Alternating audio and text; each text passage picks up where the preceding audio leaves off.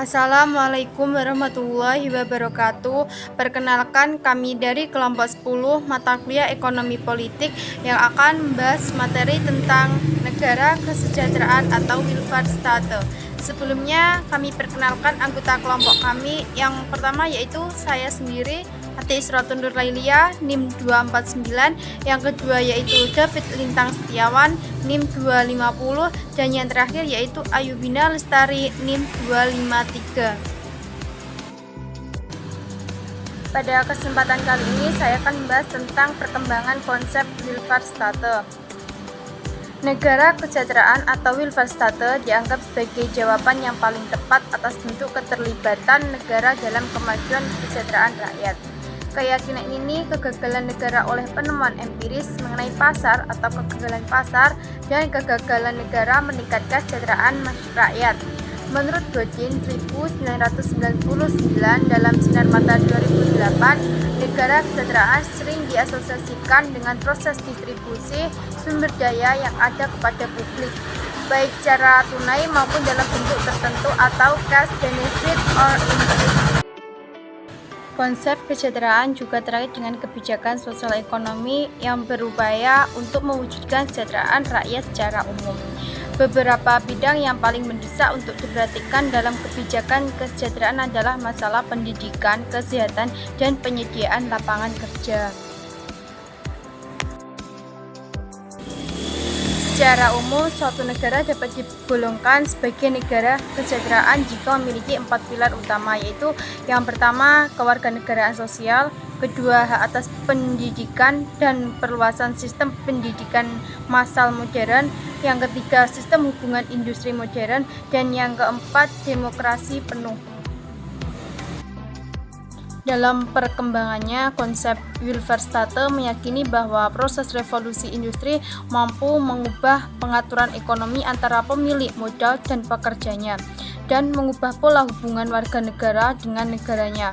Masa sebelum revolusi industri ditandai dengan kemandirian individu, tidak hanya dalam kehidupan ekonomi tetapi juga politik. Yang kedua yaitu tentang faktor-faktor munculnya welfare state. Yang pertama yaitu faktor ekonomi, dan yang kedua yaitu faktor politik, yang ketiga yaitu faktor psikologi. Faktor ekonomi, di mana revolusi industri mempengaruhi pola ekonomi masyarakat yang awalnya agraris menjadi masyarakat yang ekonominya industri.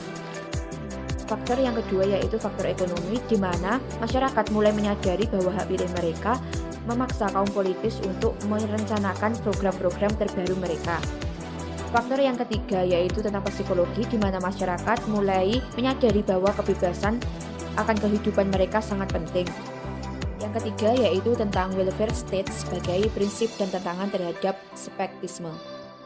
Konsep welfare state diadopsi oleh F.D. Roosevelt untuk memenangkan pemilihan umum di Amerika Serikat tahun 1933, tahun puncak depresi ekonomi, di mana melalui kebijakannya yang disebut New Deal, yang berisi konsep welfare state, depresi ekonomi besar ini perlahan-lahan mampu diatasi, lapangan kerja dapat diciptakan, pengangguran dikurangi secara drastis, dan bisnis dapat berjalan.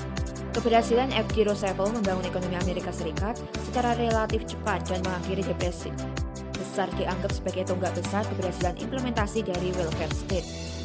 Oleh karena itu, tidak mengherankan jika prinsip-prinsip welfare state ini diadopsi negara-negara baru yang muncul setelah periode ini dalam konstitusi mereka, tidak terkecuali dengan Indonesia. Meski Roosevelt berhasil membuktikan bahwa konsep welfare state-nya terbukti ampuh mengatasi depresi ekonomi di Amerika Serikat, kebijakan ini dilawan oleh politik dari kubu Partai Republik Herbert Hoover. Mereka menyatakan bahwa welfare state dicurigai sebagai gerakan ke arah kolektivisme, ke arah campur tangan negara terlalu besar dalam kehidupan ekonomi dan kebebasan berusaha. Untuk poin selanjutnya yaitu jawaban sejarah terhadap skeptisisme. Menurut Ebenstein, bukti sejarah tidak mendukung kekhawatiran Hoover dan Pound. Pelaksanaan prinsip welfare state, terutama di Amerika Serikat dan Inggris, tidak menunjukkan kecenderungan digantikannya kapitalisme oleh sosialisme dengan alih-alih munculnya negara totaliter.